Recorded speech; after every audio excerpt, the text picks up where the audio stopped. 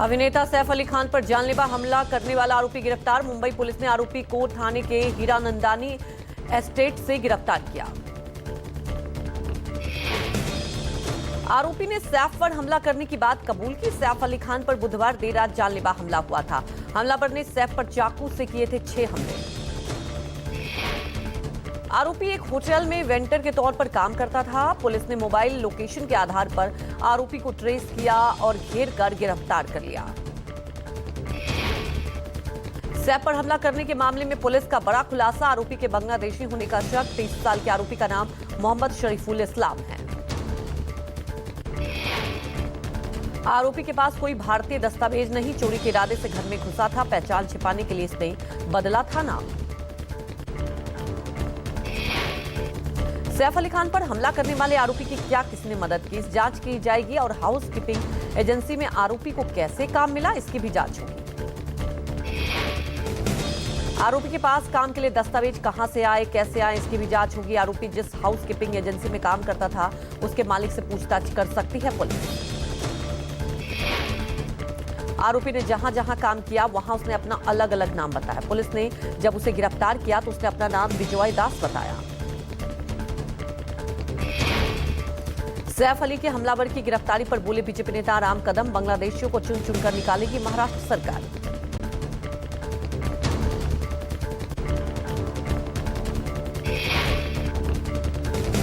कुछ ही देर में press conference करेंगे आप संयोजक केजरीवाल। किसी अहम मुद्दे पर बात करने का ऐलान। दिल्ली के सीएम आतिशी का आरोप। कई नई दिल्ली विधानसभा में केजरीवाल की गाड़ी पर बीजेपी के गुंडों ने हमला किया। आतिशी ने कहा अगर वो पत्थर किसी को लग जाता तो जानलेवा हो सकता था। केजरीवाल पर हमला करने वाला कौन था? आतिशी का आरोप हमले में देखा गया शख्स हमेशा परवेज वर्मा के साथ दिखता है। इस शख्स पर डकैती की कोशिश का केस दर्ज। आर्म्स एक्ट का भी केस है।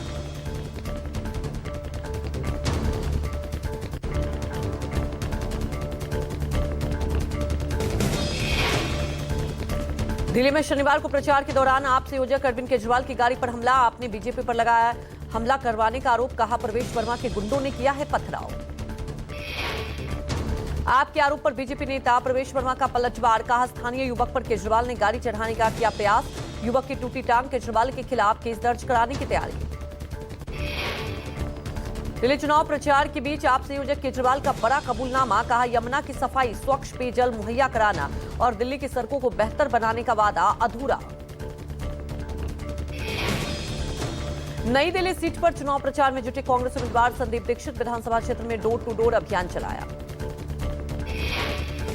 संदीप दीक्षित ने कहा जनता से मिल रहा है बहुत अच्छा रिस्पांस। लोग केजरीवाल और बीजेपी से बहुत निराश।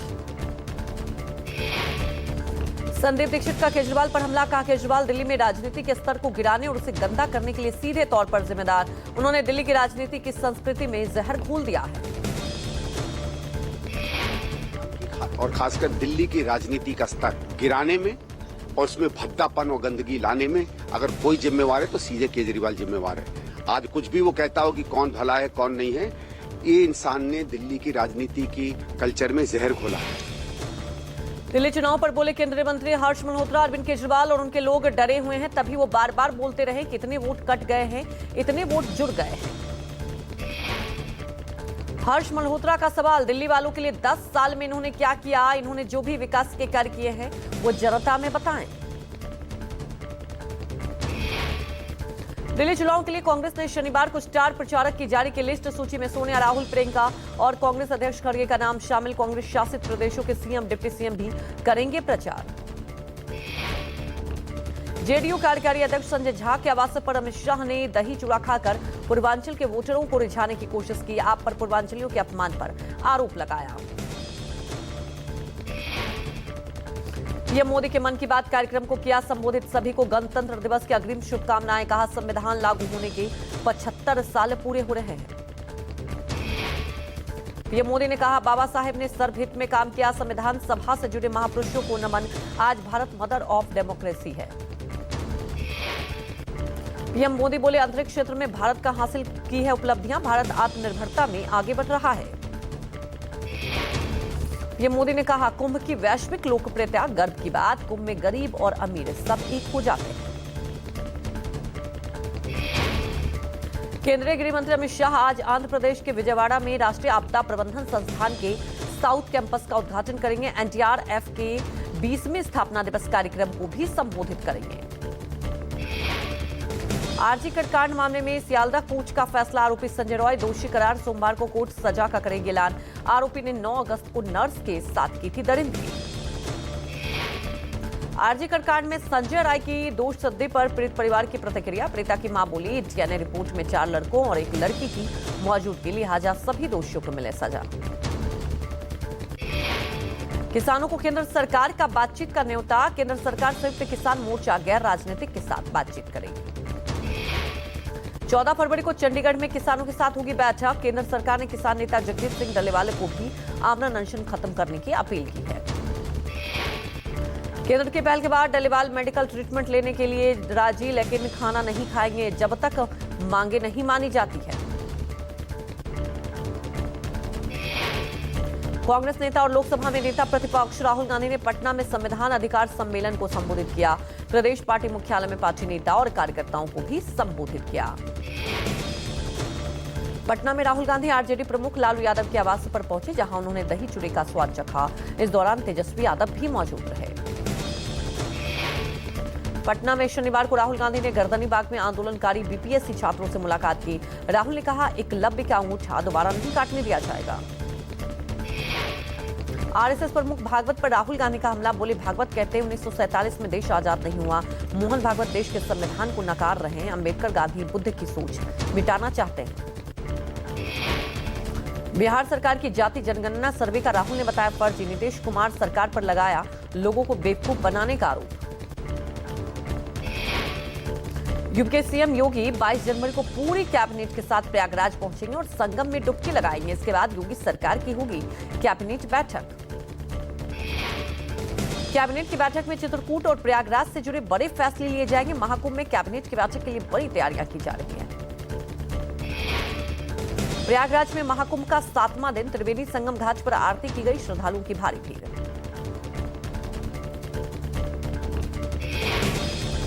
महाराष्ट्र के डिप्टी सीएम एकनाथ शिंदे ने स्वामित्व योजना पर कहा, मैं फैसला बहुत ऐतिहासिक है, इसलिए मैं प्रधानमंत्री मोदी को धन्यवाद देता हूं। एकनाथ शिंदे बोले, पीएम मोदी ने 10 साल में गरीब माताओं बहनों के लिए कई योजनाएं की हैं और इनमें सबसे महत्वपूर्ण स्वामित्व योजना है। एकनाथ शिंदे ने कहा, आज 50,000 गांवों में 65 लाख लोगों को इसका लाभ मिल रहा है। ये प्रक्रिया जारी रहेगी और लाखों करोड़ों लोगों को इसका लाभ मिलेगा। कल से दावोस में वर्ल्ड इकोनॉमिक फोरम की बैठक, भारत की ओर से कई केंद्रीय मंत्री शामिल होंगे। भारत की आर्थिक प्रगति पर चर्चा की जाएगी। बैठक में शामिल होने से पहले केंद्रीय मंत्री अश्विनी वैष्णव ने कहा, प्रधानमंत्री मोदी जी के नेतृत्व में भारत बहुत ही तेजी से उभरती हुई आर्थिक शक्ति बन रहा है। अश्विनी वैष्णव ने कहा, भारत आज 5वीं बड़ी अर्थव्यवस्था बन चुका है। दावोस में इस बार प्रधानमंत्री जी की आर्थिक स्ट्रेटजी के बारे में, विशेषकर इंक्लूसिव ग्रोथ के बारे में विस्तार से चर्चा की जाएगी। गाजियाबाद में पुलिस को मिली बड़ी कामयाबी, इसलिए चोरी करने वाले गिरोह के 3 शातिर गिरफ्तार। गाजियाबाद केंद्रापुरम थाना इलाके में पुलिस ने वाहन ईसीएम चोरी करने वाले अंतर्राज्यीय गिरोह का खुलासा किया। आरोपी पहले ऑटो रिक्शा चोरी करते हुए फिर उन्हीं ऑटो को इस्तेमाल कर कारों से ईसीएस चुराते थे। गिरफ्तार आरोपियों की पहचान सद्दाम उर्फ सदकर, आदर्श और असलन के रूप में हुई है।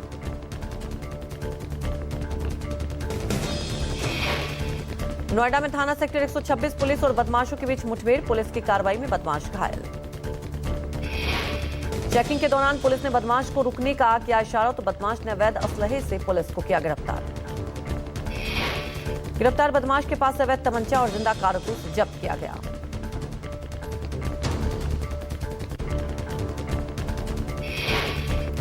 महाराष्ट्र के बीड में बेकाबू बस का कहर, 5 लोगों को बस ने कुचला, 3 लोगों की मौके पर मौत, 2 घायल।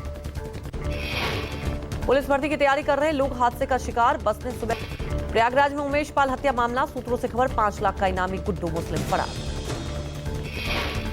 विधायक हत्याकांड के गवाह की हत्या में शामिल था गुड्डू मुस्लिम।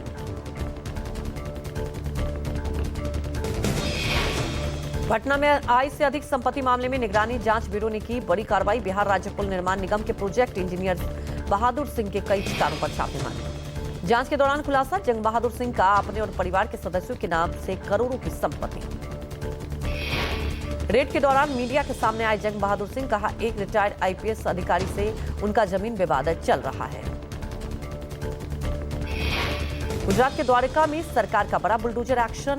मेरी टाइम बोर्ड के अधीन आने वाले 1642 स्क्वायर मीटर जमीन को खाली कराया। गुजरात सरकार की कार्रवाई में 355 निर्माण ध्वस्त किए गए। बुलडोजर एक्शन का अपडेट गृह राज्य मंत्री हर्ष संघवी ने साझा किया। बुलडोजर एक्शन से पहले प्रशासन ने लगातार लोगों को नोटिस भेजकर अतिक्रमण हटाने और अवैध घरों को खाली करने का नोटिस दिया था।